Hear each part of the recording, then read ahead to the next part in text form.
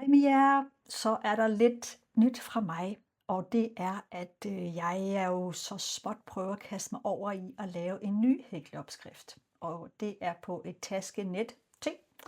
Jeg har indtil videre kun lavet karkluden med engelmotiv, som jeg er i gang med at lave videotutorials på. Og da jeg lavede den, var jeg bare sådan, jeg ved sgu ikke lige, om det er mig, jeg kan finde på, og jeg synes godt nok, det var lidt kedeligt.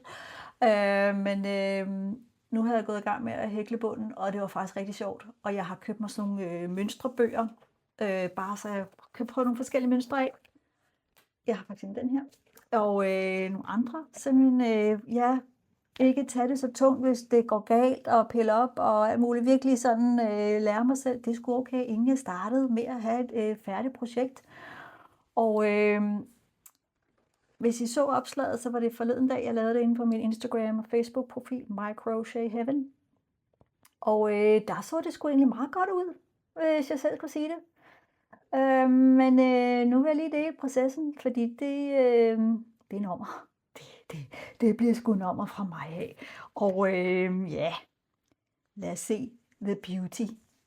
Den ser sådan her ud. Den, nogen vil måske mene en abstrakt bund. Den er i hvert fald ikke oval, som jeg havde tænkt mig, at den skulle være. Den er sgu lidt skæv. Eller meget skæv. Og så den skal jeg lige have pillet op. Men jeg fortsætter sgu. Og så bliver det spændende at se, hvordan den ender. Og jeg lovede også i mit opslag, at når jeg har fået lavet den færdig og hæklet og opskrift, alt det der sjov, så får jeg også lavet en lille videovejledning på den og lagt op på min YouTube-kanal.